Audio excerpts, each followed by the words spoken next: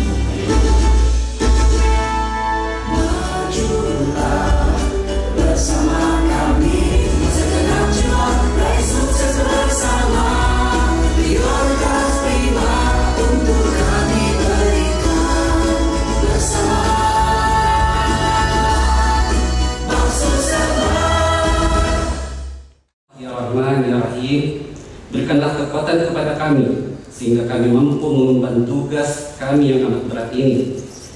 Kokohkanlah rasa persatuan dan kesatuan di hati kami. Janganlah Engkau cerdaikan kami. Jauhkanlah kami dari rasa dendam dan permusuhan di antara kami.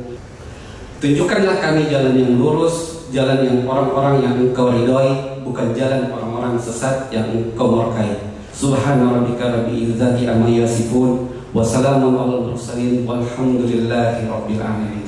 Baik, Bapak Ibu yang kami banggakan, selanjutnya kita akan mendengarkan sambutan dan pengarahan dari Direktur Utama Bank Sulselbar. Dan maka itu kami mengundang dengan hormat kepada Bapak Haji Yuli Suwandi untuk bisa bergabung ke atas panggung memberikan sambutan dan juga pengarahan.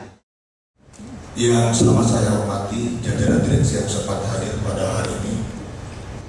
Kemarin waktu raker di Bali, saya sudah janji sebenarnya. Kalau raker kita ini berhasil mencapai target sesuai harapan, saya bawa ke diri Kepri. Laporan keuangan unaudited, awalnya saya bergembira. Karena sesuai harapan, saya hanya dua memikirkan target, total aset, dan laba. Hanya dua yang saya pikir di otak saya.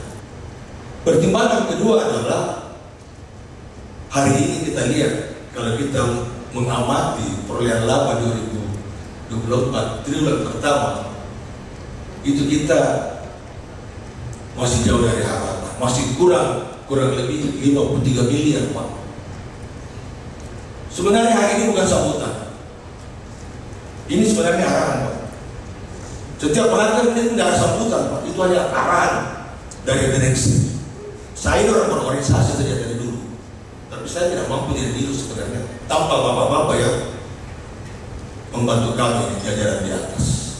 Kemudian tolong ini para pembicara, saya juga pusing sebagai dirut karena biasanya ini waktu saya kepala cabang saya tidak pernah memusingkan direksi, termasuk permohonan biaya cesar dan lain-lain. Sekarang berubah juga paradigma. Bahkan ada kepala cabang yang kasih bicara saya dengan pemegang saham. Kemudian kepala cabang juga itu kebanyakan tidak tahu aturan CSR. Semua TTP-nya jadi oper terlibat. Luar biasa. Kita ini bukan pejabat teknis Pak, tidak tahu menghitung itu Pak, kami tidak punya kalkulator. Makanya saya bilang, kok lainnya sekarang. Dulu saya itu, teman saya sudah naik kepala cabang, saya masuk kelas tersi. Apakah saya cemburu? Tidak pernah. Saya malah berpikir alhamdulillah sudah linting tuh yang naik kepala cabang. Coba Kemudian saya dikasih minta jawab. Pernahkah saya mengeluh? Tidak pernah mengeluh. Saya konsisten masuk ke kepala cabang, Pak. Mohon saya dikasih waktu setiap Jumat atau Sabtu saya balik karena jauh waktu itu. Dikasih kan. Sekarang mau kasih bupati dia tahan, kasih sedih. Dia 2 malam bupati sudah tahajud, setengah 3 telepon, Pak. Banyak gitu. Ini kan gayanya Bapak semua ini di lapangan. Sedikit agak menekan, tetapi menurut saya ini sangat penting Bapak mencatat, karena saya lihat sekarang ini orang pemimpin cabang itu banyak-banyak menjadi pengamat. Kenapa bisa menjadi pengamat? Karena dia minta dibandingkan. Kenapa itu langsung dianggap Pak rasanya lebih senior? Waduh. Camkan itu bahwa Anda itu sebagai pemain, bukan pengamat. Kalau Anda menjadi pengamat, saya singkirkan dia kepala cabang jadi penonton saja. Pasti Bapak jadi pengamat itu. Jadi saya minta tolong hari ini, karena ini merupakan awal kita bekerja untuk masa depan kita, tinggal 9 bulan. Mari kita sama-sama berubah diri kita. Apa yang kurang kita rubah, apa yang bertingkatkan kita tingkatkan, dan hanya satu rasanya adalah bekerja ini dan bekerja berkolaborasi dengan staff. Kalau dua kita pertahankan itu, insya Allah tidak ada yang bisa kalahkan itu keikhlasan. Mari kita sama-sama bekerja, berdoa supaya kita bisa mendapatkan hasil yang maksimal. Demikian yang dapat saya sampaikan. Wabillahi taufiq wal hidayah. Wassalamualaikum warahmatullahi wabarakatuh. Assalamualaikum warahmatullahi wabarakatuh.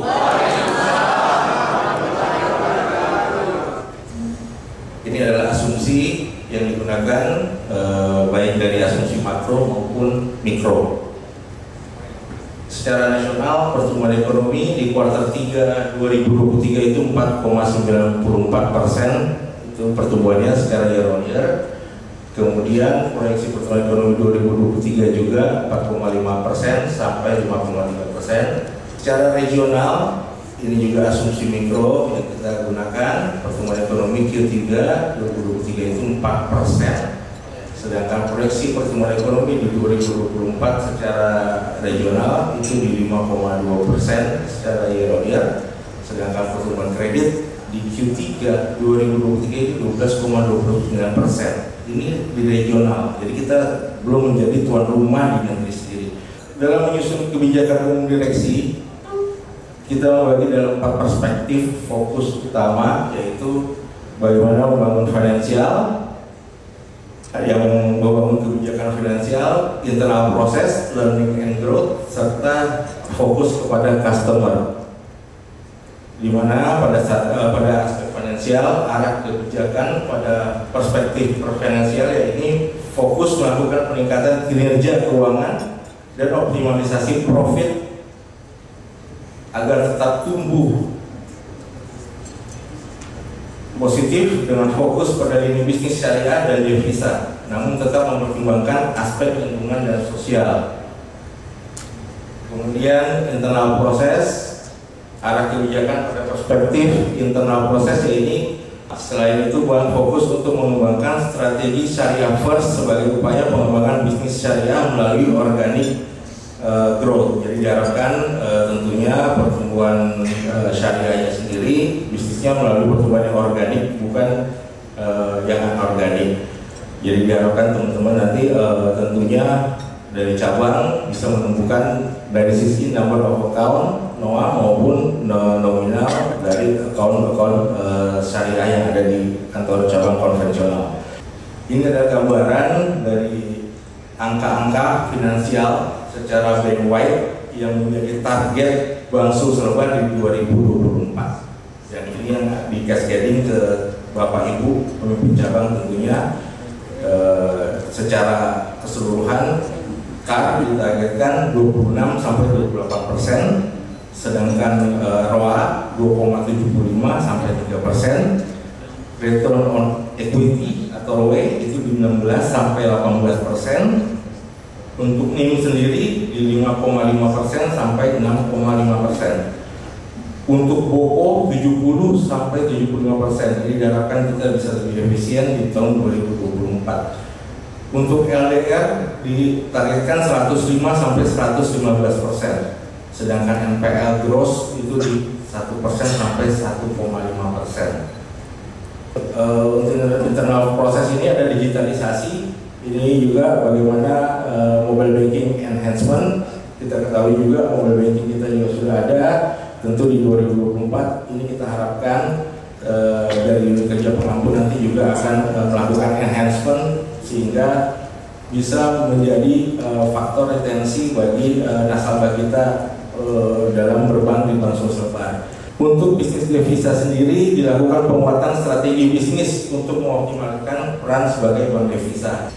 Kemudian untuk pengendalian internal sendiri ini juga sudah mulai dilakukan sejak awal tahun.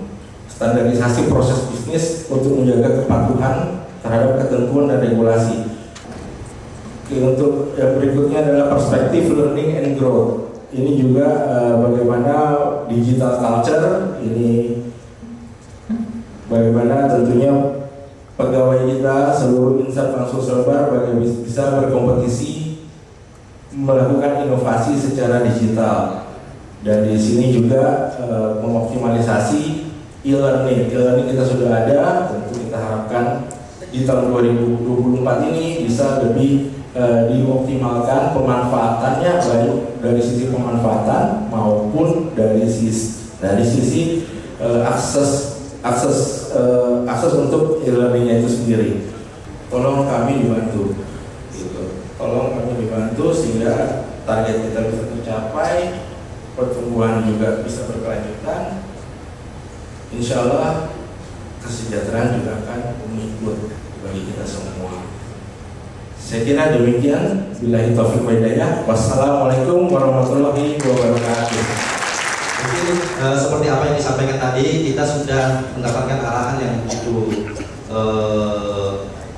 memberikan gambaran bagaimana sih sebenarnya kita kondisi saat ini. Terus dipaparkan lagi oleh Direktur KUM tadi, Pak Atik, bahwa bagaimana direksi menetapkan satu kebijakan umum. Jadi memang sengaja kita munculkan kebijakan umum direksi ini supaya teman-teman semua tahu bahwa bukan hanya cabang kantor cabang yang diberikan target, tetapi teman-teman kantor pusat juga itu diberikan target, diberikan juga evaluasi seperti apa yang diberikan kepada teman-teman semua.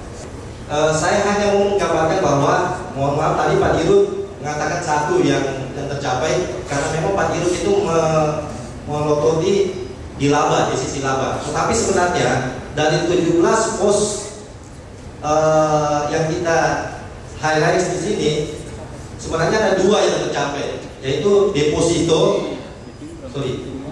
deposito dan laba rugi. Nah, 7 pos itu kita di bawah 90% pencapaiannya. Jadi memang sangat, kalau kita bilang kinerja kita lagi tidak baik-baiknya. Jadi ada 7 yang kali sana, ada 7 poin yang pencapaiannya itu di bawah 90%. Nah, ini juga kita akan indikator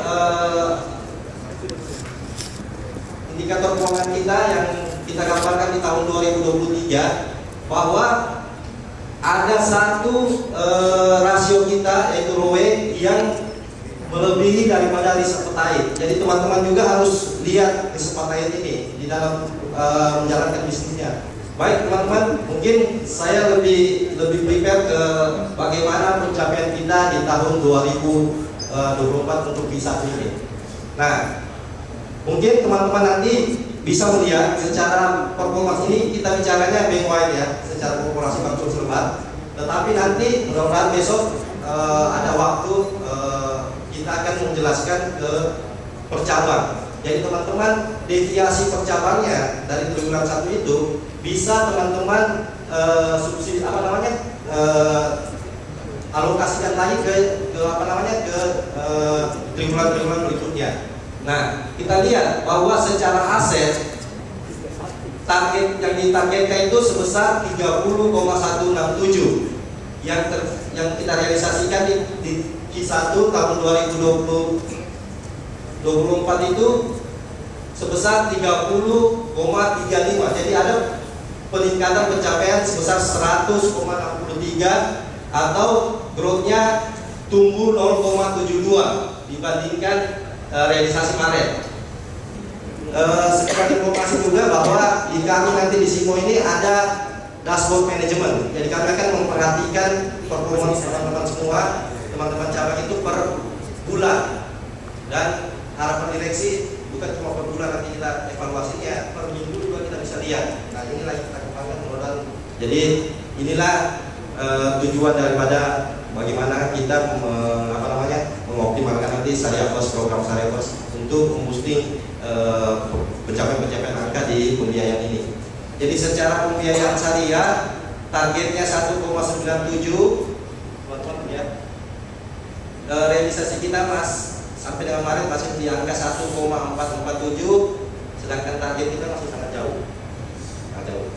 Dan secara target Desembernya masih 100% ya. 100% lebih. Di konsumtif secara target juga masih di bawah target kita, dan secara target Desembernya juga masih sangat jauh.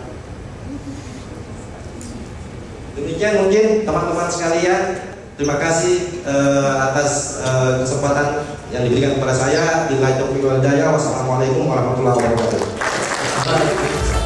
Tepuk. Oke.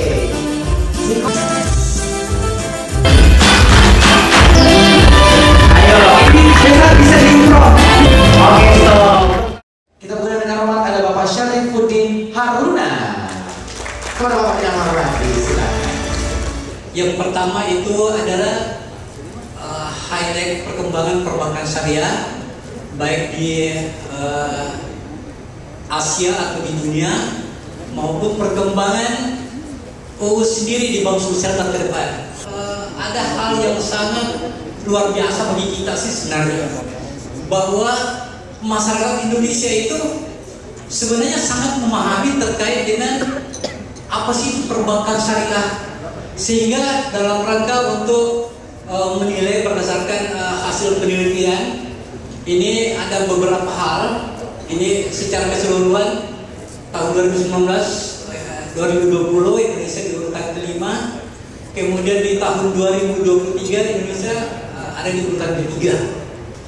Dan ini kalau kita melihat dari tahun 2000-an berdirinya perbankan syariah sampai sekarang ini kita porsinya secara nasional 7,48%. Ini pun didukung terkait dengan ada 3 BPD yang mengadakan konversi dari konvensional ke syariah, yaitu BPD Aceh, kemudian Bank NTB, kemudian baru tahun kemarin itu Bank BRK atau Bank Riau Kepulauan. Mulai terkait dengan penguatan modal. Nah ini alhamdulillah kita sebagaimana dikemukakan tadi Pak Girbong, bahwa di tahun 2024 ini karena untuk memenuhi modalnya kita menjadi 1 triliun ini, untuk tahun 2024 ada kita untuk nambah 250 miliar, dan diharapkan untuk sampai tahun 2025 itu sudah 1 B. Jadi modalnya kita yang ada sekarang ini masih ada sudah ada 500 miliar. Kemudian terkait dengan penguatan tata kelola perbankan syariah, ini berdasarkan POJK nomor 17 tahun 2023. Kemudian baru-baru ini POJK nomor 2 tahun 2024 tentang tata kelola perusahaan. Nah, jadi diharapkan bahwa yang selama ini yang ada di UUS tidak ada yang namanya kepatuhan, kemudian manajemen risiko dan audit syariah, itu diharapkan bahwa kita bisa menambah di unit yang ada sekarang.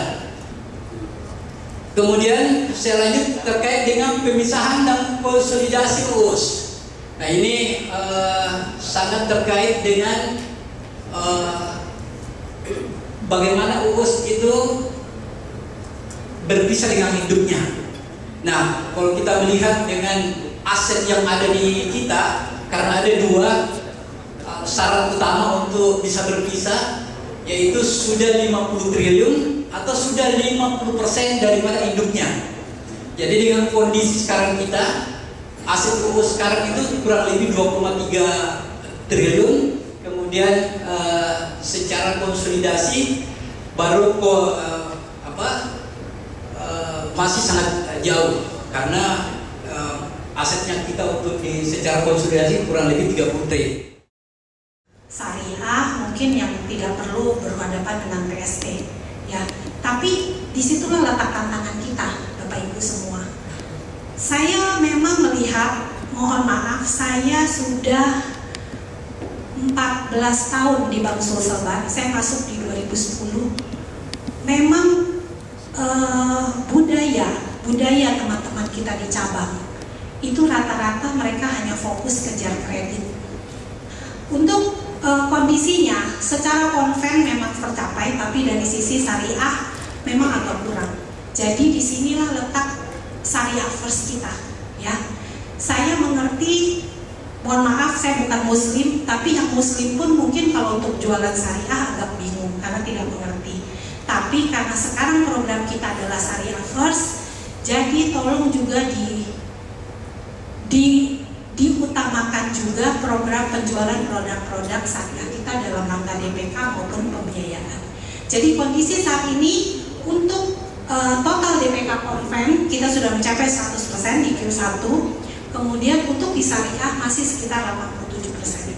Jadi minta tolong, karena kemarin juga Pak Dirut sempat bicara ada beberapa pemimpin cabang yang diambil dari syariah, dia bikin murtad ya Pak ya, dibikin murtad. Saya harapkan ilmunya bisa dikembangkan di cabang masing-masing supaya bisa membuat penjualan DPK maupun pembiayaan syariah menjadi lebih tinggi. Satu lagi mungkin uang elektronik kita masih akan layani karena di bawah saya itu ada card center. Saya tahu pasti banyak keluhan mengenai card center karena ada ATM silver yang sampai sekarang masih menjadi kendala di cabang-cabang. Jadi sementara kita lagi kerjakan. Kemudian untuk percepatan ini permintaan kartu ATM, terus KKPD. Kemudian jika memang memerlukan pendampingan dari kantor pusat, kami akan lakukan. Oke, kita sebetulnya di bawah saya ada 4 Bapak Ibu departemen: retail, corporate, priority banking, serta card center. Kemudian ini yang program undian berhadiah kita akan jalani mulai akhir bulan ini sampai dengan mungkin awal Juni. Jadwal nanti segala macam akan di-share dengan pemimpin departemen saya. Kemudian juga yang tadi saya bilang saya titip, jadi mulai prepare dari sekarang. 1 cabang 50 open online boarding dan 50 untuk pengaktifan mobile banking. Kemudian juga minta tolong untuk teman-teman di cabang mindsetnya mulai dirubah, ya. Jadi jangan diam di tempat, apalagi khusus AU funding, AU lending, serta tenaga funding. Jadi jam 10 masih ada di ruangan, tolong Bapak Ibu semua tanya, ya, kemana kamu? Minta pipeline-nya, periksa hasilnya, revisi semua target-targetnya dicek. Kemudian khusus yang untuk program nabung untung yang akan kita lakukan nanti, saya ingatkan kembali 50 online boarding serta 50 aktivasi mobile banking per cabang, ya. Dengan itu kita akan bisa mengkaji apakah program ini akan kita lanjutkan atau tidak, dan memang apakah ini menimbulkan brand awareness dan menambah jumlah nasabah kita. Mungkin itu saja. Terima kasih waktunya Bapak Ibu Direksi, teman-teman semua. Selamat siang. Terima kasih. Baik, ini kita melanjutkan lagi untuk pemaparan selanjutnya dari pemimpin divisi retail and consumer PT Bank Sulselbar. Kita mengundang dengan hormat ada Bapak Edwin Samsudin. Untuk tahun 2024 ini seperti tadi sudah dipaparkan oleh Pak Iqbal terkait finansial dari divisi SIMO. Yang kedua dari Pak Udin, divisi syariah terkait dengan syariah first. Nanti juga digitalisasi oleh Bu Andri. Analisis dan pemetaan. Jadi ada 4 aspek. Aspek pertama ini analisis dan pemetaan, itulah yang kami mau lihat bagaimana kinerja saat ini. Jangan sampai kita hanya sibuk create produk, program, tapi kita tidak melakukan analisis sebenarnya permasalahan utama kita ada di mana. Lalu yang kedua, kita pengembangan produk dan proses sendiri.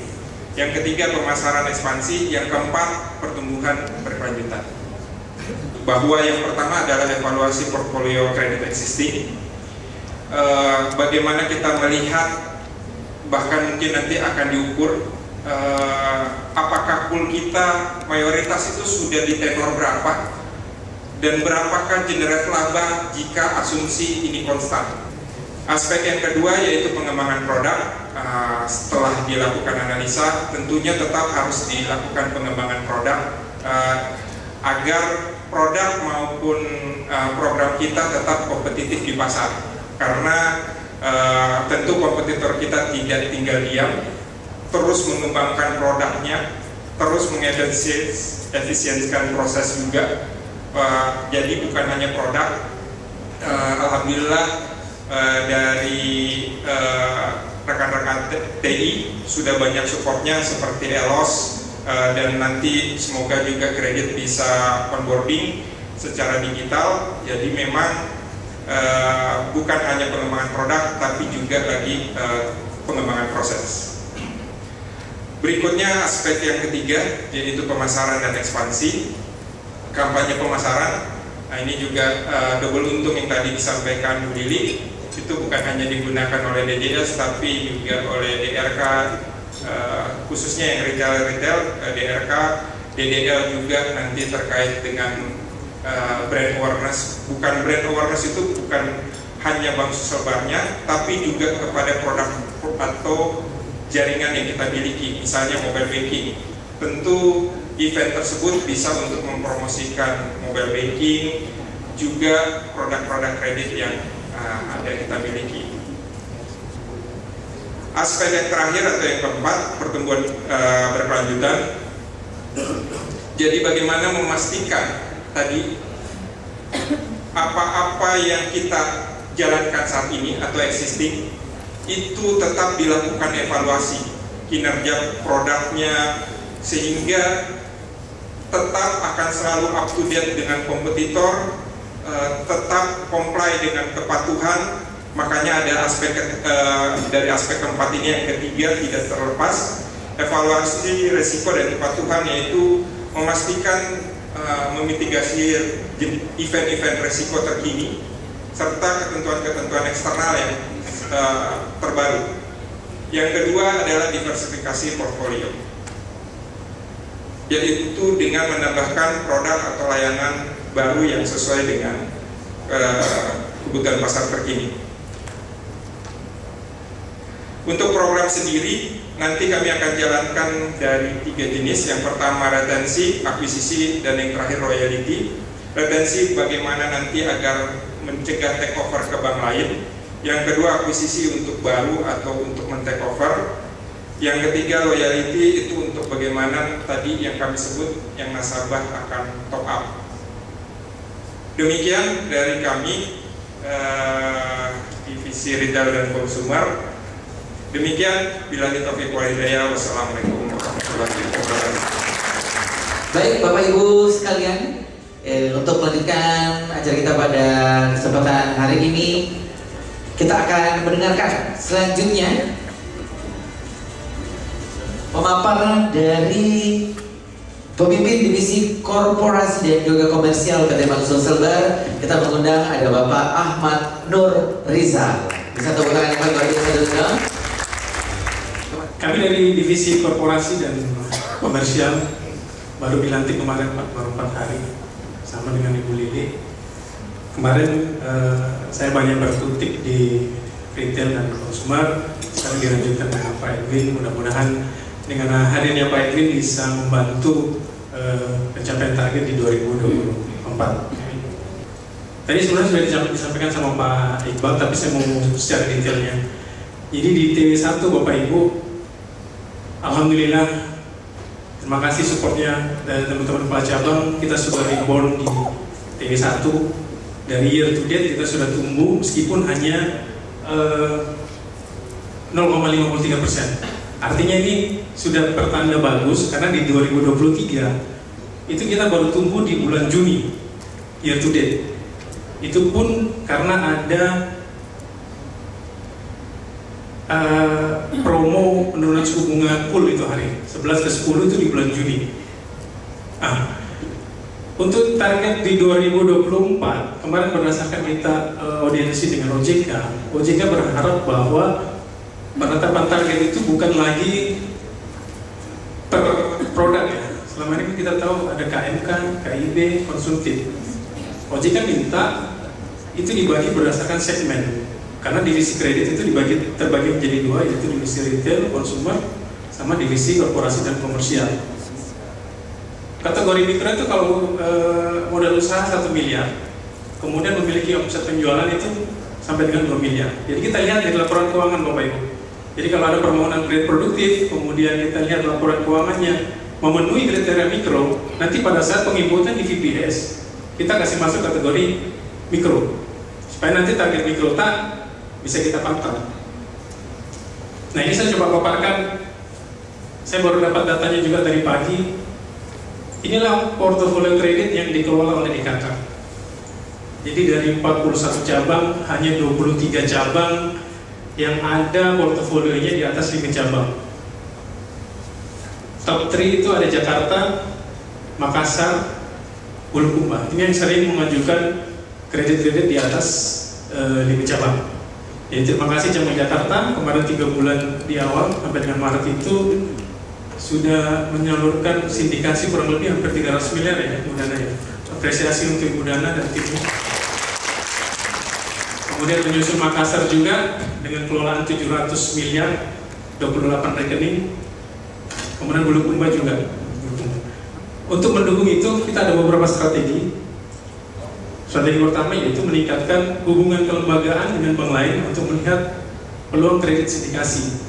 Sebenarnya kemarin sudah timnya Pak Ruslan yang sebelum saya itu sudah melakukan kunjungan ke Jakarta ya sama Bu Dana. Itu sudah ketemu dengan beberapa bank, khususnya yang sering bersama-sama kita melakukan sindikasi. Antara lain kemarin kita sudah ke Bank DKI, DJB, Danamon, Permata, dan BCA. Nah, dari hasil business matching kemarin itu, pertumbuhan kredit sindikasi di Jakarta sudah lumayan. Itulah yang mendukung kenapa di Maret ini kredit investasi itu sudah rebound. Modal kerja memang belum, karena investasi sindikasi kebanyakan kemarin di segmen investasi. Kemudian strategi yang kedua, ini melakukan pendampingan ke kantor cabang dalam rangka memasarkan produk kredit produktif khususnya kepada calon debitur spesifik. Seperti disampaikan Bu Lili tadi, pasti di tiap daerah itu ada pengusaha-pengusaha yang potensial. Kenapa kita nggak coba berani masuki? Kalaupun memang dirasa teman-teman cabang kurang ada kemampuan, bisa melakukan meminta bantuan kami untuk melakukan pendampingan.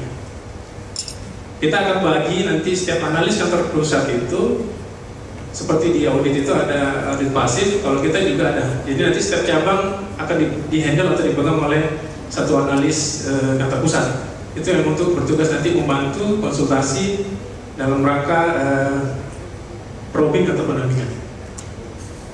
Kemudian strategi ketiga, ini sudah kita jalankan kemarin waktu saya di DRK juga, kita weekly monitoring mingguan. Kemarin kita beberapa cabang kita panggil tiap minggu untuk pencapaian KUR, nanti kita gabung sama DRK lah, monitoring KUR sama monitoring kredit produktif. Nanti kita akan lakukan secara mingguan.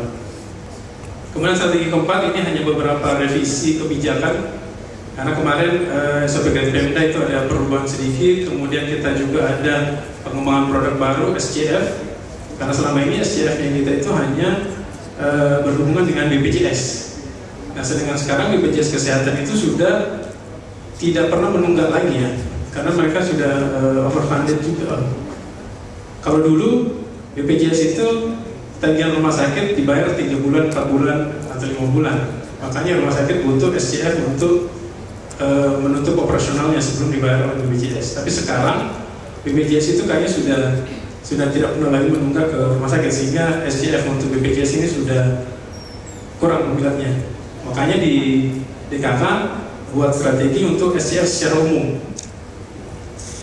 SGF secara, misalnya Tonasa punya, atau Vale, misalnya perusahaan besar, itu kita bisa membiayai suppliernya.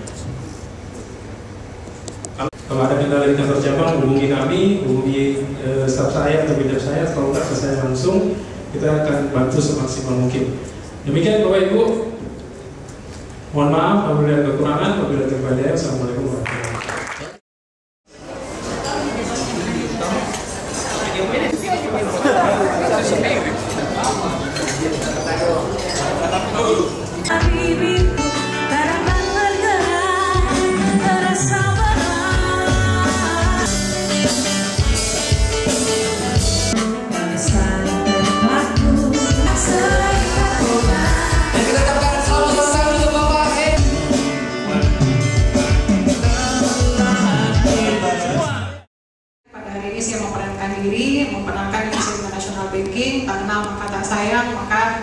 mohon izin kami memperkenalkan Divisi International Banking Bank Sulselbar.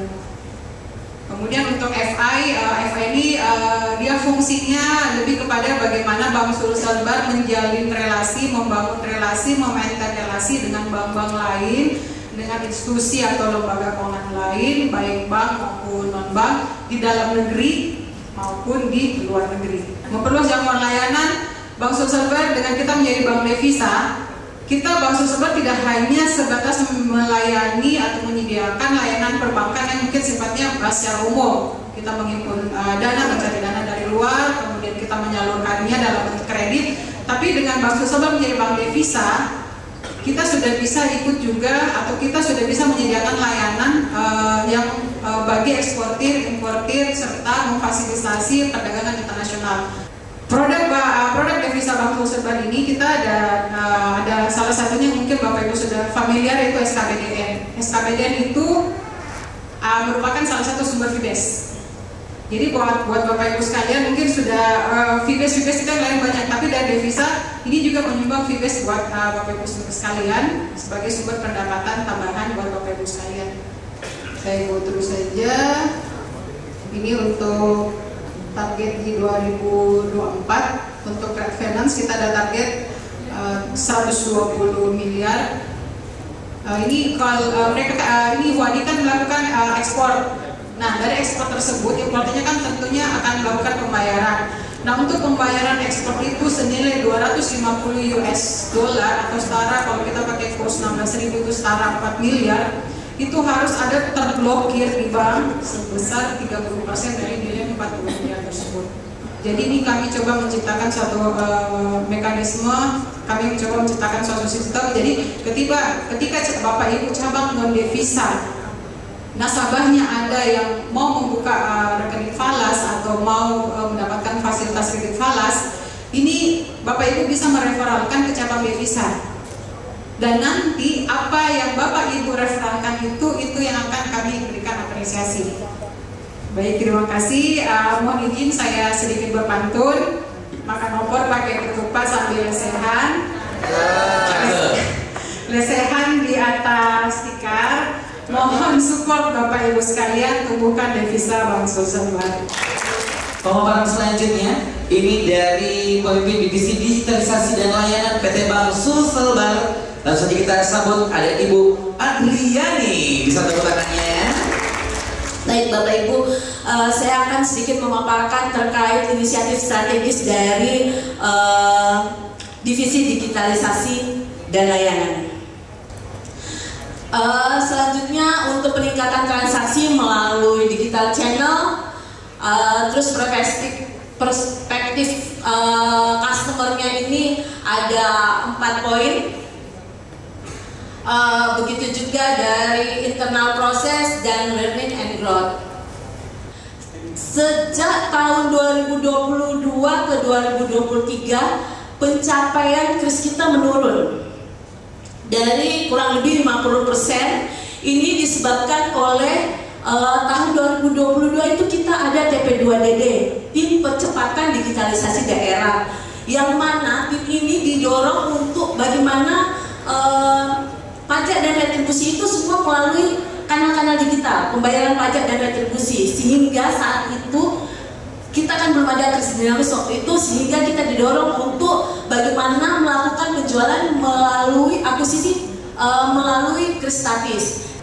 Terima kasih, ini pemaparan kami dari Divisi Digitalisasi dan Layanan. Terima kasih, Assalamualaikum warahmatullahi wabarakatuh. Aduh, salah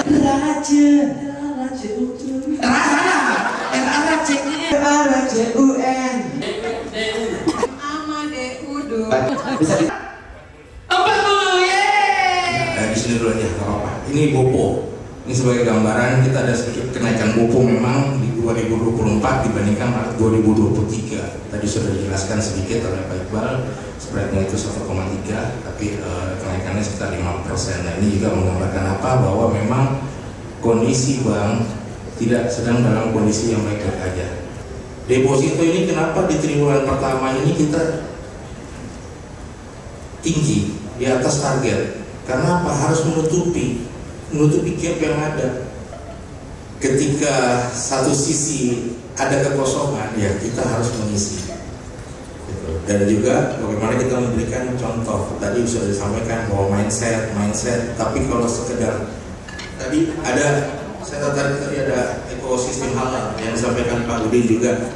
Bagaimana kalau mau cara konvensional, mau kerjasama dengan university.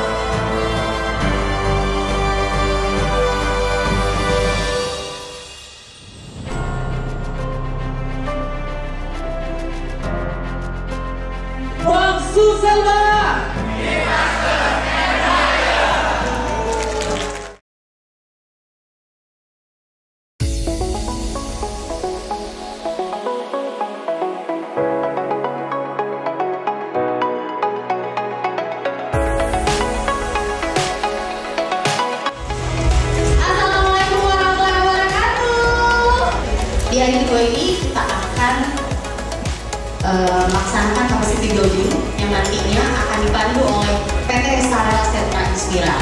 Oke, apa kabar Susuma? Baik, apa kabar Susuma? Baik,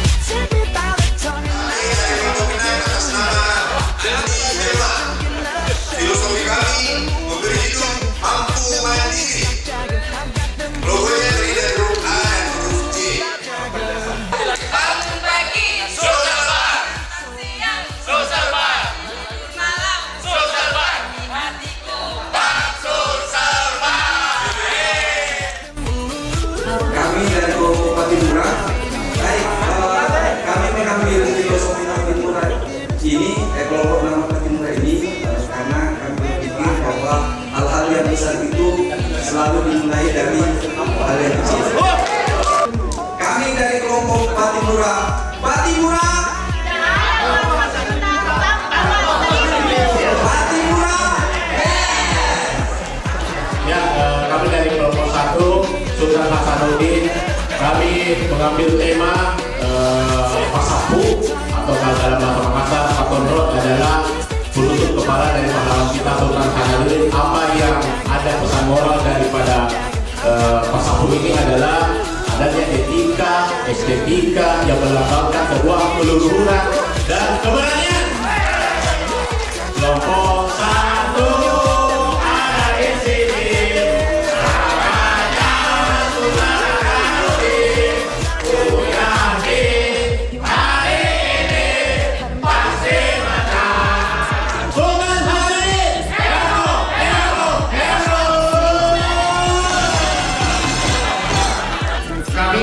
Kelompok Samratulangi, logo kami adalah logo infinity yang tidak terputus berbentuk huruf S. S-nya itu adalah Samratulangi.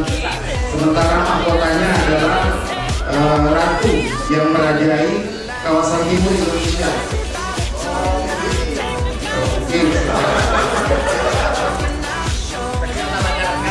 Oke, baik, jalannya sekarang sudah ya. Siapa kita? Siapa kita? Siapa kita?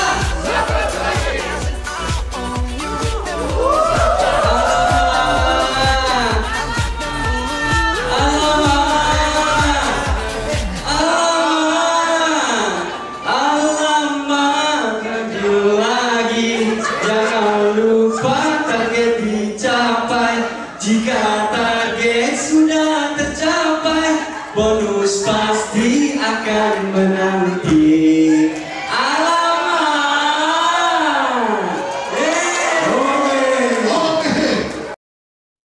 I paid my dues time after time. I've done my sentence but committed no crime. And bad mistakes I've made a few. I've had my share of bad kicks in my face, but I've come through. I need to go on, on, on, on. The champions, my friends, and we'll keep on fighting till the end.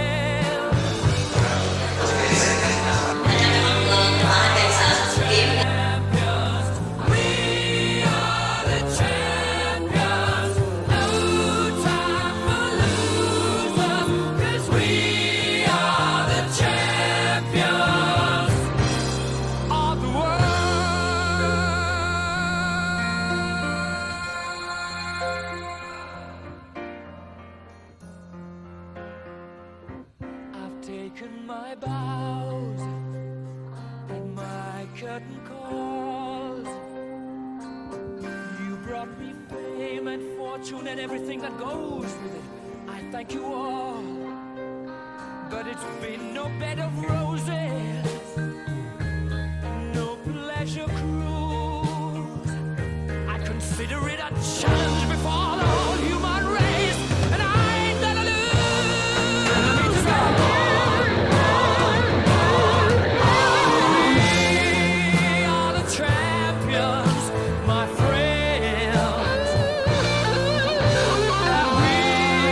Keep on fighting till the end.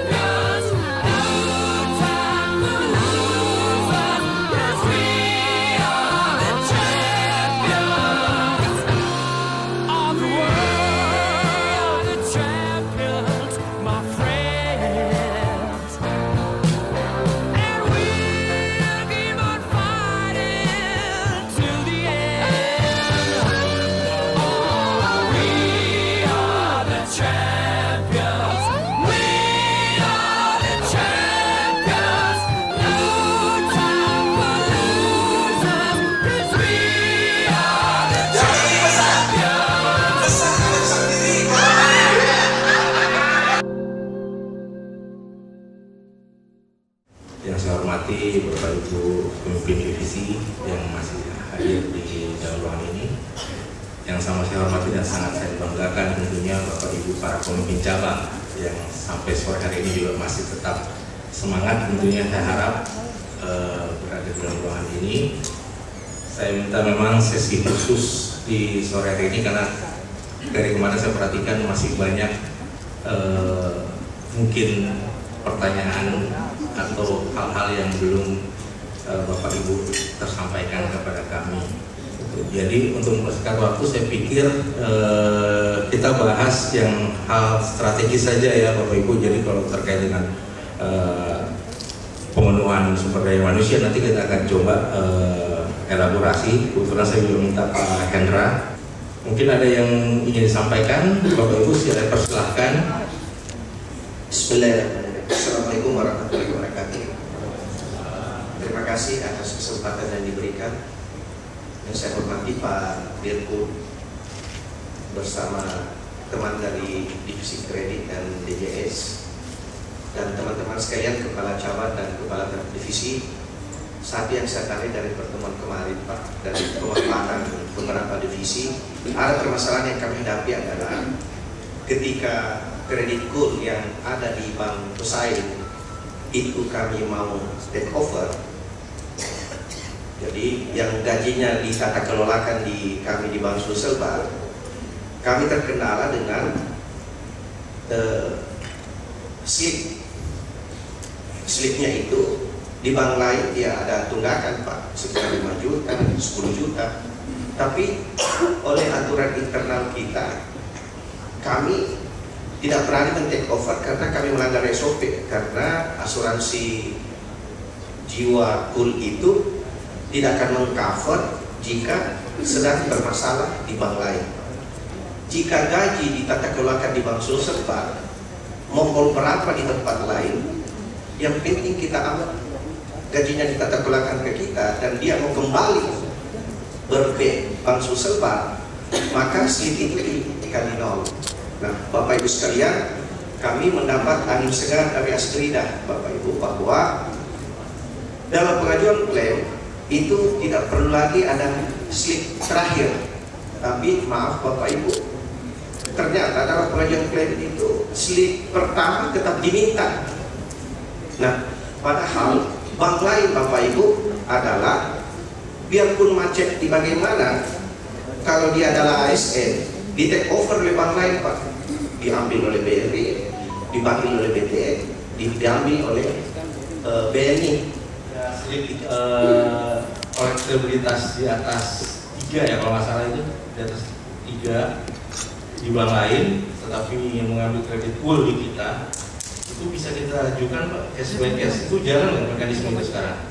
Dan ini juga terkait dengan tadi usulannya Pak Amri, bagaimana kita juga bisa satu frekuensi Pak, artinya tanpa ada keterangan lunas atau kita tidak bisa memberikan keterangan lunas. Nah ini juga perlu dibahas mungkin nanti di media Komenko. Di sini ada dari resiko ya, gitu, karena ini kan munculkan resiko baru Pak, resiko reputasi juga buat bank, kita harus mitigasi.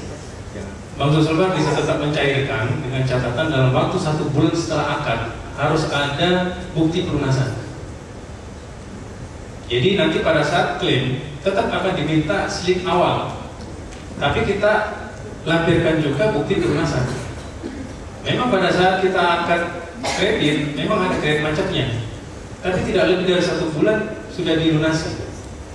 Itu tidak ada lagi alasan dari penjaminan untuk tidak melakukan pembayaran klaim.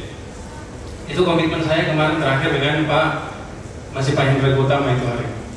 Tapi dilanjut sama Pak Rusdi. Saya nggak tahu kalau Asli Sulbar, saya karena nggak punya komunikasi dengan Asli Sulbar.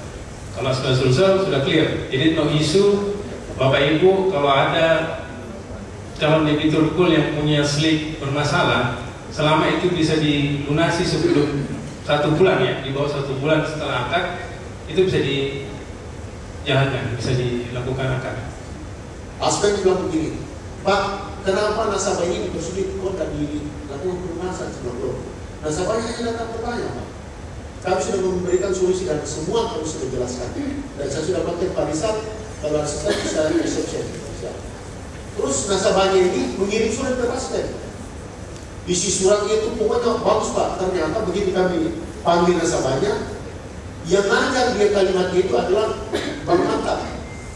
Memang nasabahnya tulis tapi kalimatnya Bang Mantap. Nah, tapi si orang petugas taspen itu tetap seperti nadanya, Pak harus diperhatikan nih Pak, jangan dipermasalahkan. Kemudian saya panggil lagi nasabahnya, jelaskan semua. Dia bilang, Pak, saya sudah akad di Bank Mandiri, panggil taspen Bang Mantap. Ternyata kami selidiki itu tidak akad Pak, mereka dikasih panjar. Jadi Bang Mantap itu kasih panjar si nasabah datang bawa duit. Nah, entah bagaimana caranya dia ajar dan lain sebagainya, sampai ada nada mengatakan juga bahwa ke depan itu pensiunan itu harus berhubungan dengan Bang Taspen, Bang Mantap. Bang lain itu kayak berbang, maksudnya ada keraguan begitu. Terima kasih infonya Pak Tibi. Jadi kalau case seperti itu ya memang artinya kalau dia sudah melakukan akad di tempat lain atau dia sudah melakukan realisasi terus juga melakukan perubahan, jadi juga memang upaya kita sudah coba lakukan segala macam itu tadi tetap nasabahnya akan melunasi, dan itu juga bisa kita larang karena memang sepanjang memenuhi kriteria pelunasan fungsi dari Bapak Ibu ditempatkan di masing-masing daerah itu untuk melakukan approach. Jadi bukan hanya semata-mata ke kepala daerahnya, tetapi kan kadang-kadang kepala daerahnya mungkin sudah dekat sama Bapak Ibu, tetapi di bawah-bawahnya belum tentu. Nah, karena di bawah-bawahnya ini kepala dinas ini juga kadang-kadang ya sebagai foto juga dibilang penentu lah, gitu. Jadi memang harus lakukan pendekatan, gitu. Itu pesan dari saya. Ya, ada tambahan dari Pak Risa?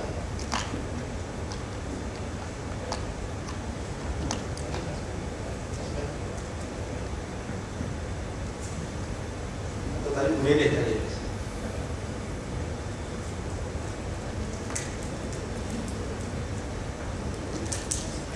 Assalamualaikum warahmatullahi wabarakatuh. Terima kasih untuk kesempatannya Pak Dirgum. Yang pertama yang ingin saya tanyakan Pak terkait kondisi kredit pensiun dan prapensiun yang di take over oleh bank lain Pak. Nah kalau take over ini memang cukup besar dana yang keluar Pak. Itu kondisinya di mana debitur kami menginginkan top up yang lebih, plafon yang lebih, tetapi tidak bisa Pak.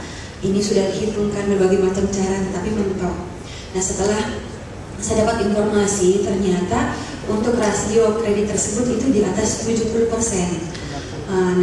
Mungkin Pak Tabe bank kita juga bisa sama dengan bank lain bahwa rasio kredit tersebut di atas 70% itu sudah bisa supaya nasabah debitur kami tidak pindah-pindah terus ke bank lain. Udah deh, yang pertanyaan pertama terkait dengan prosentase untuk kredit prapensiun. Seingat saya sih kemarin dibahas di Komenko, tapi nggak tahu untuk kebijakannya sudah ada atau belum. Nanti pada saat disampaikan. Seingat saya terakhir sudah masuk dan sudah setuju ya untuk di atas 70% itu, tapi dengan parameter ya juga kita sama dengan bank lain, ada harus tambahan parameter tambahan penghasilan. Artinya untuk memberikan juga keyakinan, confidence level buat bank bahwa kita memberikan pinjaman itu juga tetap memperhatikan kelayakan hidup daripada masyarakat itu sendiri, para pensiunan itu, nasabah kita. Jangan sampai kita kasih kredit yang diterima setiap bulan itu tinggal 50.000, 100.000, 200.000, itu kan juga kelayakan hidupnya seperti apa. Nah, kalau ada keyakinan bahwa dia memiliki tambahan sumber penghasilan lain, apakah dari kiriman anak atau dari usahanya sampai setelah pensiun, itu juga kita akomodir. Sehingga saya sudah mulai dibahas kayak ya, jadi tinggal nanti tunggu aja kebijakannya, mungkin bisa sesegera mungkin kita libur lebaran kali ya kemarin. Iya, kemudian setelah ini bisa segera akselerasi. Atau pensiunan bisa lebih dari 70%. Jadi sebenarnya bukan bisa lebih dari 70%. Karena kalau bahasa itu yang dipakai kita tidak sesuai dengan PKS kita. Jadi kita tetap memberikan 70% dari gajinya. Namun karena nanti di formulir itu akan ada isian mengenai penghasilan tambahan atau penghasilan lainnya. Saya ada permohonan dari beberapa, Pak, itu sudah masuk, itu sudah dari bulan berapa lah. Yang terakhir ini ada juga masuk, tapi memang masih ada urusan masalah terkait dengan sertifikat. Tapi itu kan sebenarnya karena sertifikatnya juga ada di Makassar seperti itu. Tapi yang jadi masalah ini itu terhambat karena adanya perubahan analis di kantor pusat.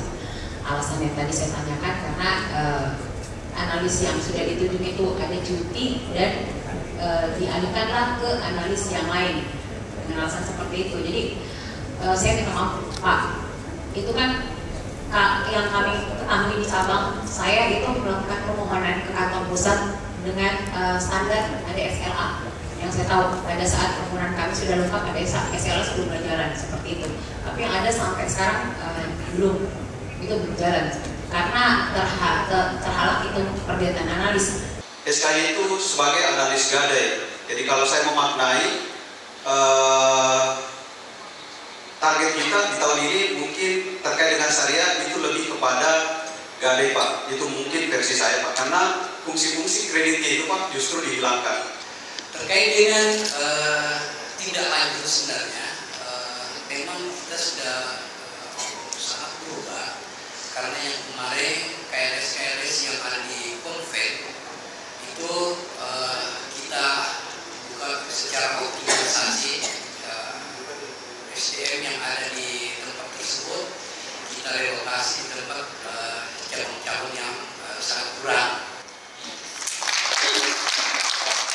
Jakarta itu meng-cover 25,63%. Jadi 8 triliun dari 17 triliun itu hanya diampuni 2 cabang. Dan yang lebih hebat lagi di cabang Jakarta ini tidak ada dana Pemda, tidak ada RKUD-nya Pak. Ini mungkin yang jadi perhatian Pak. Nah sebenarnya SLA itu dihitung setelah itu lengkap. Jadi itu jangan sampai hanya untuk mempercepat proses apa adanya dikirim dulu deh. Nah, kalau bisa ini ya. Tapi ke depan harusnya nggak boleh itu tadi yang kalau saya baru dengar tadi case-nya Bu Yuli, analisnya alasan cuti kemudian dialihkan. Harusnya pada saat dia mau cuti kita pastikan dulu tidak ada bimbingan pekerjaan. Kalaupun ada ya selesaikan dulu. Kalau boleh cuti kan gitu. Nggak boleh sementara dia proses permohonan cabang kemudian mau cuti dialihkan ke analis lain kan pasti mulai dari nol lagi. Itu butuh waktu lagi. Jadi nanti menjadi perhatian kami ke depan. Dari cabang Parepare Pak, izin penghasilan kan ini kita terbagi dua, ada melalui amprah, ada melalui rincian. Nah, terus yang di Parepare ini Pak, kondisinya, saya kemarin baru 1 hari masuk, saya lihat pemberian kreditnya itu dia hanya sisakan sampai 200.000 saja di dalam. Jadi saya bertanya, mitigasi risikonya ketika kita kasih 200.000 dia cerai, keluar tunjangan anak, pastinya macet. Saya tanya, kenapa berani? Katanya dari dulu begini, karena persaingan 13 bank yang ada di Parepare. Saya mau tanya begini, terus mitigasi risikonya ketika dia keluar anak tunjangan anak atau dia cerai, bagaimana caranya? Katanya dia klaim. Oke, ketika macet pastinya kita klaim. Tapi itu kan asuransi bagaimana aturannya? Apakah dia membayar ketika dia tidak dipecat? Ini kan hanya kekurangan gaji, kesalahan kita sebenarnya. Di sisi lain, kalau kita tidak memberikan potongan yang banyak atau menyisakan sedikit, mereka lari ke bank lain, minta pandangan, minta saran. Kira-kira apa yang harus kami lakukan? Apakah kami berdoa saja supaya tidak cerai dan tidak itu? Apakah saya juga menyisakan 500.000 saja saya antisipasi? Di SOP kan jelas ya, 75% dari total penghasilannya. Meskipun kenyataannya kan secara tidak tertulis itu selama tidak melebihi amprah. Ya, itu kan kita nggak bisa pastikan juga Pak, itu namanya resiko ya. Kalau apa kita terhadap risiko kan kita bisa mitigasi, kita bisa terima atau kita bisa hindari. Gitu. Tinggal kita pilih. Kalau kita mau terima ya akhirnya share itu kan gitu. Kalau kita berani sisakan 200, ya kenapa tidak kan gitu. Tapi kalau kita mau hindari itu ya ikuti aturan aja. Misalkan 70% dari aturan gitu, aman. Tapi secara bisnis kalau bersaing gitu. Mungkin kedepannya bisa menjadi perhatian karena terus terang kita di cabang ini memang rencana sih Pak mau gas full ya, terutama untuk kredit besar kita upayakan kita bisa dapat juga kredit besar. Jadi kami pun sebetulnya kalau mengajukan biasanya tertumpu pada SLA ya Pak, karena berpikir lagi wah akan lama lagi nih misalnya di kantor pusat. Jadi mungkin kedepannya di samping memang proses SLA itu bisa dimulai dari berkas yang sudah sudah lengkap, kita mulai berhitung. Tetapi biasanya memang kita sudah buatkan checklist Pak, checklist seperti hal-hal apa yang, dan biasanya kan sudah ada pengalaman sebelumnya misalnya di komite yang menjadi pertanyaan, yang menjadi permintaan anggota komite itu memang sudah terpenuhi.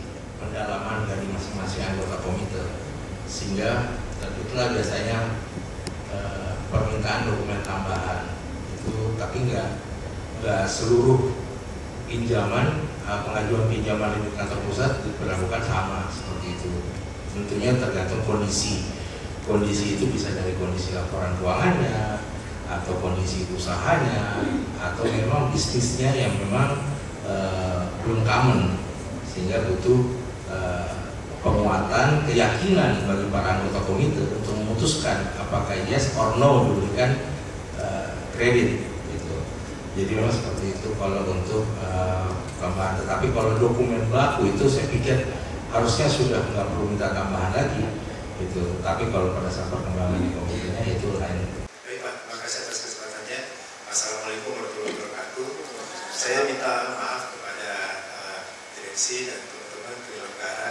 Sekiranya saya punya insight bahwa tema Syariah First dan digitalisasi untuk pelaksanaan ini, saya belum melihat ada bentuk kampanyenya gitu Pak, untuk kita bisa gaungkan betul-betul tema di 2024.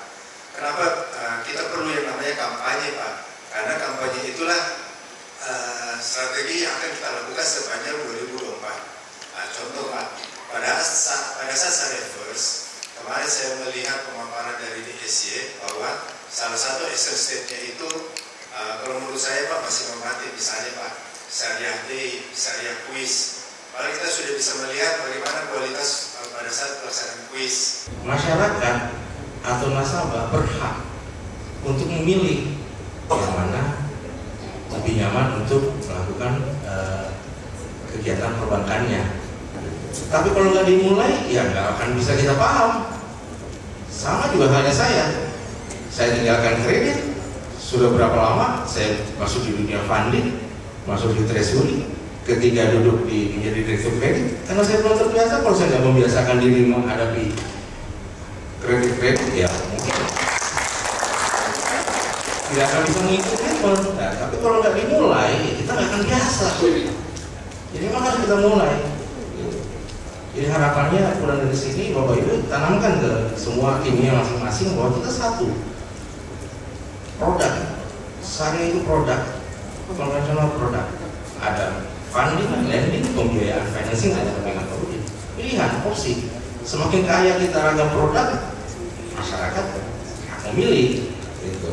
Karena ada kenyamanan, preferensi, itu juga tentu kita nggak bisa paksakan. Gitu. Tapi kita upayakan. Nggak apa-apa, tawarkan dulu produk syariah, pembiayaan. Ini coba tahu Bapak lebih nyaman dengan pembiayaan. Persyaratannya mungkin lebih seperti ini sampaikan. Ya, saya pikir seperti itu. Survei OCAC ini kita lakukan ya, bahwa ini adalah implementasi kita dari mana nilai budaya di setiap 2 tahunnya. Lestari dari Sidra, Bapak Firman dari Softbank, dan Bapak Hasanuddin Malikai dari Pancasila. Kemudian juara satu kita yaitu Bapak. Semoga 2 hari ini apa yang menjadi bekal kita untuk mencapai target itu bisa kita laksanakan nantinya. Kemudian hal-hal yang perlu dilaksanakan dan menjadi masukan itu nanti manajemen akan follow up. Terima kasih atas partisipasinya. Apabila ada kekurangan ataupun kesalahan dalam acara rapat kerja ini mohon dimaafkan. Wabillahi taufiq wal hidayah. Wassalamualaikum warahmatullahi wabarakatuh.